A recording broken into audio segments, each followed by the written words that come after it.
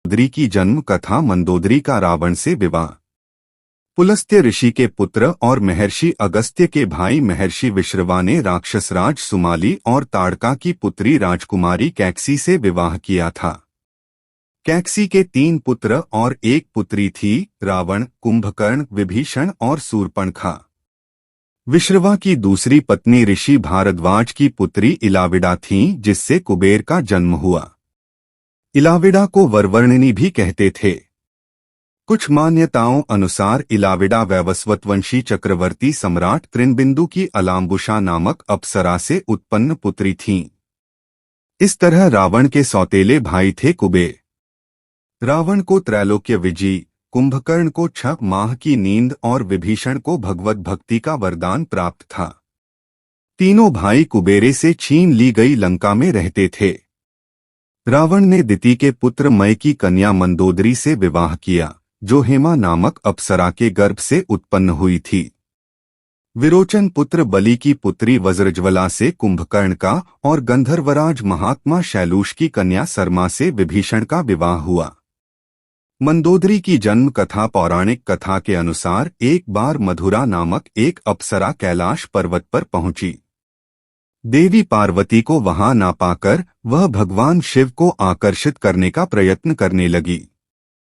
जब देवी पार्वती वहां पहुंची तो भगवान शिव की देह की भस्म को मधुरा के शरीर पर देखकर वह क्रोधित हो गईं और क्रोध में आकर उन्होंने मधुरा को मेढक बनने का शाप दे दिया।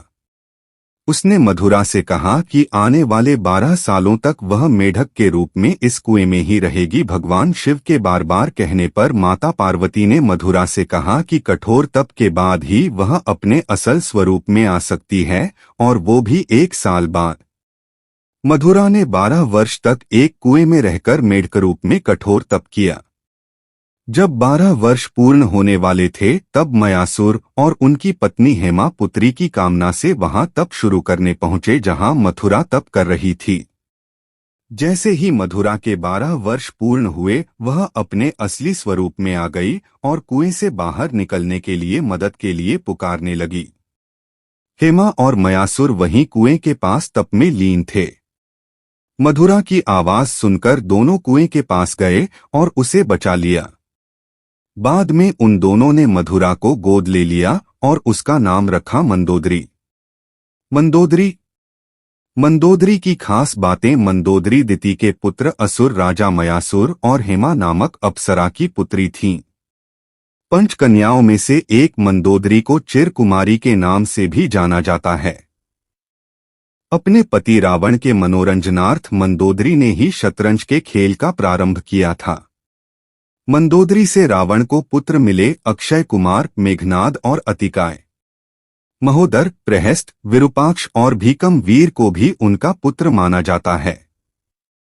भगवान शिव के वरदान से हुआ मंदोदरी का विवाह। कहा जाता है कि मंदोदरी ने अपनी पूजा और तप से भगवान शिव को प्रसन्न किया था।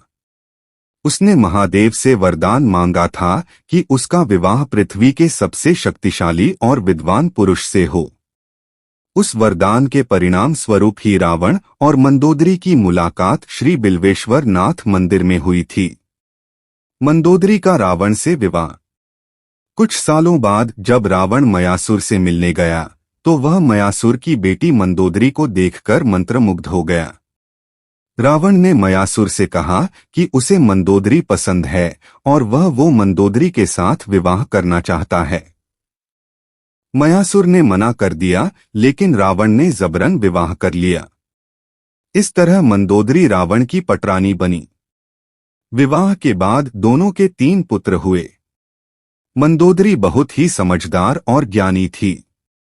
वह रावण को सदा अच्छी सलाह देती थी और कहा जाता है कि अपने पति के मनोरंजन के लिए उसी ने शतरंज के खेल का प्रारंभ किया था। जब रावण ने माता सीता का अपहरण किया था तो मंदोदरी को पता था कि रावण बहुत अहंकारी है और वो जिस मार्ग पर चल रहा है उसका विनाश निश्चित है। मंदोदरी ने रावण को भगवान राम की पत्नी माता सीता को वापस भेजने को भी कहा था, लेकिन रावण ने मना कर दिया। क्यों किया मंदोदरी ने विभीषण से विवाह? रावण की मृत्यु के पश्चात रावण के कुल के विभीषण और कुल की कुछ महिलाएं ही जिंदा बची थी। युद्ध के पश्चात मंदोदरी भी युद्ध भूमि पर गई और वहां अपने पति, पुत्रों और अन्य संबंधियों का शव देखकर अत्यंत दुखी हुई। फिर उन्होंने प्रभु श्री राम की ओर देखा जो अलौकिक आभा से युक्त दिखाई दे रहे थे। श्री राम ने लंका के सुखद भविष्य हेतु विभीषण को राजपाट सौंप दिया। कहते हैं कि अद्भुत रामायण के अनुसार विभीषण के राज्याभिषेक के बाद प्रभु श्री राम ने बहुत ही विनम्रता से मंदोदरी के समक्ष विभीषण से विवाह करने का प्रस्ताव रखा। साथ ही उन्होंने मंदोदरी को यह भी याद दिलाया कि वह अभी लंका की महारानी और अत्यंत बलशाली रावण की विधवा हैं।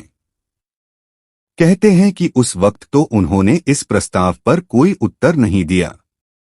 जब प्रभु श्री राम अपनी पत्नी सीता और भ्राता लक्ष्मण के साथ वापस अयोध्या लौट गए तब पीछे से मंदोदरी ने खुद को महल में कैद कर लिया और बाहर की दुनिया से अपना संपर्क खत्म कर लिया। कुछ समय बाद वह पुनः अपने महल से निकली और विभीषण से विवाह करने के लिए तैयार हो गई। हालांकि कुछ विद्वानों का मानना है कि इस बात में कोई सच्चाई नहीं है, यह तो मात्र किंवदंतियां हैं। लेकिन मंदोदरी के बारे में इस बात पर विश्वास करना थोड़ा मुश्किल है, क्योंकि मंदोदरी एक सती स्त्री थी जो अपने पति के प्रति समर्पण का भाव रखती थी। ऐसे में मंदोदरी का विभीषण से विवाह करना अपने आप में हैरान करने वाली घटना है। हालांकि रामायण से इतर की रामायण में ऐसे ही कई अजीब किस्से हैं। यह भी सोचने में आता है कि कुछ समाजों में प्राचीन काल में ऐसा ही प्रचलन था। सुग्रीव ने भी बाली के मारे जाने के बाद उसकी पत्नी से विवाह कर लिया था।